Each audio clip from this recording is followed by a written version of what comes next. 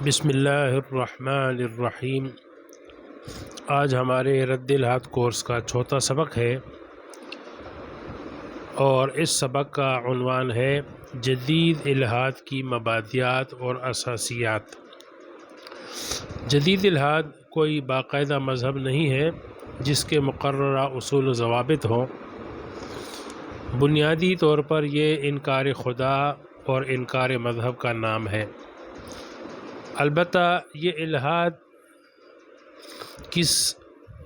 کسی خلا میں تو پیدا نہیں ہوا، بلکہ کچھ مخصوص فلسفوں اور نظریات نے اس کے لیے زمین ہموار کی اور خام مال فراہم کیا، تو انہی فلسفوں اور نظریات کو جدید الحاد کی اساسیات اور مبادیات کہا جاتا ہے۔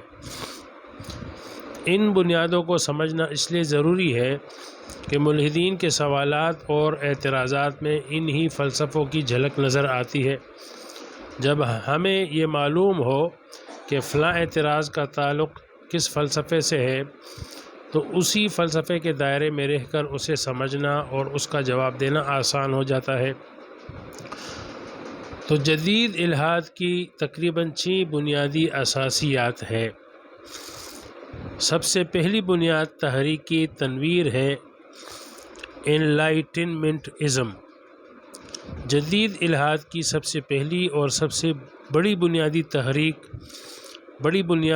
یہ تحریکی تنویر ہے، جسے انگریزی میں انلائٹنمنٹ کہا جاتا ہے۔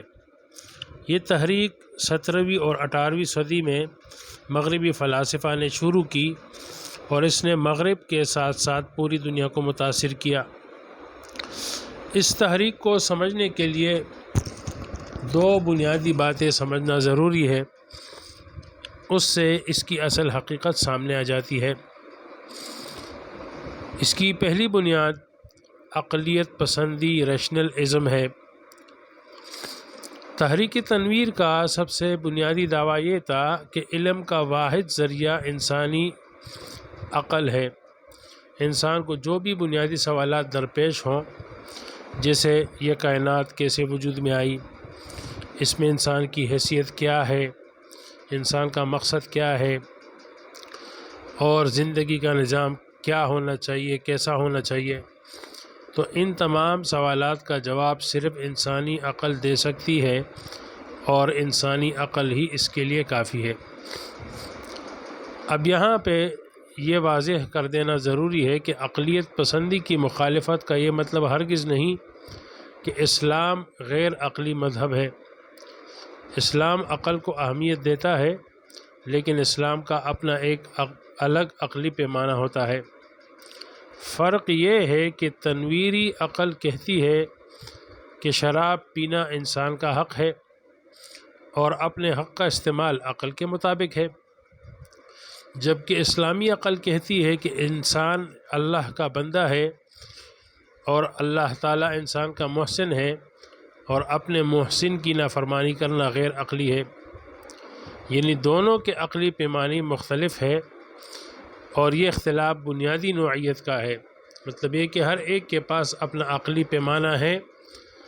تو اسلام کا عقلیت پسندی کے خلاف ہونا یا اس پہ تنقید کرنے کا یہ مطلب نہیں ہے کہ اسلام عقل کے خلاف ہے یا اسلام کے پاس عقلی کوئی پیمانہ اور کوئی پیراڈائم نہیں ہے۔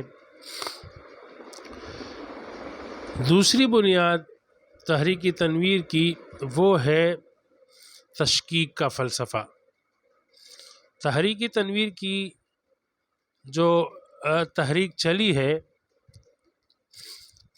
تو وہ یہ تھا کہ جب پچھلی نسلوں سے علم منتقل ہوا، چاہے وہ مذہب ہو، عقیدہ ہو، نظریہ ہو یا فلسفہ ہو، تو کسی بھی چیز کو تسلیم نہیں کیا جائے گا اس بنیاد پر کہ بھائی یہ پہلوں نے کہا تھا، بزرگوں نے کہا تھا، ہمارے بڑوں نے کہا تھا یا مقدس شخصیات نے فرمایا تھا، تو اس بنیاد پر ہم اس کو قبول کریں، ایسا نہیں ہوگا، بلکہ ہر چیز پر پہلے شک کیا جائے گا اور پھر اس شک کا ازالہ ڈھونڈا جائے گا کہ اس شک سے نکلنے کے لیے کیا سبیل ہے۔ تو بہرحال یہ بھی ایک بات ہے، بنیاد ہے تحریک تنویر کی، جو اسلام کے خلاف ہے۔ اسلام میں سوال کرنے کی اجازت ہے، لیکن اللہ اور رسول کی سچائی کو مشکوک بنانے کے لیے سوال کرنا اسلام اس کی قطعاً اجازت نہیں دیتا۔ یوں تحریک تنویر نے عقلیت پسندی اور فلسفہ تشکیک کی بنیاد پر جدید الحاد کو پروان چڑھانے میں سب سے بڑا کردار ادا کیا۔ دوسری بنیاد جو الحاد کے پیچھے ہے وہ ہے تجربیت پسندی، ایمپیریسزم۔ عقل کو علم کا ماخذ ماننے کے 2 صدی بعد مغرب کے فلاسفہ نے ایک اور قدم اٹھایا اور کہا کہ علم کی اصل بنیاد عقل نہیں بلکہ تجربہ اور مشاہدہ ہے۔ جو چیز تجربے میں آ سکے وہ سچ ہے، اور جو چیز تجربے میں نہ آ سکے اس کا کوئی وجود نہیں۔ جبکہ یہ فلسفہ بھی اسلام کے خلاف ہے، کیونکہ مذہب کا بہت بڑا حصہ مابعد الطبعیات یعنی غیبی امور پر مشتمل ہے، جیسے اللہ کی ذات، اللہ کی صفات، جنت، جہنم، عذاب قبر وغیرہ۔ یہ ساری چیزیں تجربے اور مشاہدے میں نہیں آ سکتی۔ نبی کریم صلی اللہ علیہ وسلم کو ان امور کا علم وحی کے ذریعے عطا ہوا، لیکن ایک عام انسان انہیں تجربہ گاہ میں ثابت نہیں کر سکتا۔ جب ملحد کہتا ہے کہ بھائی ثبوت دکھاؤ، تو اس کی مراد دلیل نہیں بلکہ تجربہ اور مشاہدہ ہوتی ہے۔ وہ تجربہ مانگتا ہے، مشاہدہ مانگتا ہے کہ تجربہ اور مشاہدہ سے ثابت کرو۔ یہی تجربیت پسندی جس نے بہت سارے لوگوں کو الحاد کی طرف دھکیلا۔ تیسری بنیاد ہے انسانیت پرستی، ہیومنزم۔ ہیومنزم انسانیت پرستی کا مرکزی نظریہ یہ ہے کہ اس کائنات کا محور انسان ہے، مرکز انسان ہے۔ ہر چیز انسان سے برآمد ہوتی ہے اور انسان پر ہی ختم ہوتی ہے۔ انسان کسی کا محکوم نہیں بلکہ وہ خود اپنا حاکم ہے، اور دنیا کی تمام چیزیں اس کی تابع ہیں۔ اسی فلسفے نے نشاط ثانیہ اور ماڈرنزم کی تحریکوں کو جنم دیا۔ آج جب کہا جاتا ہے کہ سب سے بڑا مذہب انسانیت ہے، یا پہلے انسان بعد میں مسلمان، تو یہ سارے نعرے دراصل ہیومنزم کی اسی فکر سے برآمد ہوئے ہیں۔ ہیومنسٹ یعنی انسانیت پرست مذہب پر یہ اعتراض کرتے ہیں کہ مذہب انسانوں کو تقسیم کرتا ہے، نیک و بد میں، مسلم و کافر میں فرق کرتا ہے، اور یہ تقسیم انسانیت پرستی کے منافی ہے۔ الحاد کے رد کے لیے ہیومنزم کو سمجھنا ضروری ہے۔ جب کوئی ملحد انسانیت کا نعرہ لگائے تو سمجھ لینا چاہیے کہ وہ ہیومنزم سے متاثر ہے، اور اسی فلسفے کے دائرے میں رہ کر اسلام کا نقطہ نظر پیش کرنا چاہیے کہ اسلام نے انسان کو کیا مقام دیا، اور انسانیت کے نام پر کی جانے والی زیادتیوں کی وضاحت کی جائے کہ مغرب انسانیت دوست نہیں بلکہ انسانیت دشمن ہے۔ صرف نعرہ انسانیت پرستی کا ہے، باقی انسانیت کو انہوں نے انسانیت رہنے نہیں دی۔ بہرحال چوتھی بنیاد ہے مارکسزم۔ کارل مارکس نے جو فلسفہ پیش کیا اسے محض معاشی فلسفہ کہنا درست نہیں۔ انہوں نے دراصل زندگی گزارنے کا ایک مکمل نظام دیا، جس میں سماجی ڈھانچہ، ریاست، انسانی تعلقات اور معاشی سسٹم سب شامل ہے۔ مارکسزم مذہب کے خلاف اس طرح کڑا ہوا کہ مارکس نے یہ نعرہ بلند کیا کہ مذہب مالداروں کی ایجاد ہے، جس نے غریبوں کو آخرت کی جھوٹی امید دے کر بے حس کر دیا تاکہ وہ سرمایہ داروں سے اپنا حق نہ مانگے۔ یہ بات درست ہے کہ دنیا میں طبقاتی تفریق موجود ہے اور سرمایہ دار طبقہ غریب کے حقوق غصب کرتا ہے، لیکن اس کا ذمہ دار مذہب کو ٹھہرانا یہ سراسر انصافی ہے۔ اصل ذمہ دار وسائل کی غیر عادلانہ تقسیم ہے، نہ کہ مذہب۔ بہرحال مارکسزم نے الحاد کو پھیلانے میں بڑا کردار ادا کیا، اور آج بھی اس کے اثرات موجود ہیں۔ پانچویں بنیاد بعض سائنسی تھیوریز ہے، سائنٹیفک تھیوریز، بعض سائنسی نظریات ہیں۔ کچھ سائنسی نظریات نے بھی جدید الحاد کو پروان چڑھانے میں اہم کردار ادا کیا، جن میں سب سے نمایاں ڈارون کا نظریہ ارتقاء ہے۔ ڈارون نے یہ نظریہ پیش کیا کہ دنیا کی تمام مخلوقات فطری قوانین کے تحت ارتقاء کرتے کرتے موجودہ شکل تک پہنچی ہے۔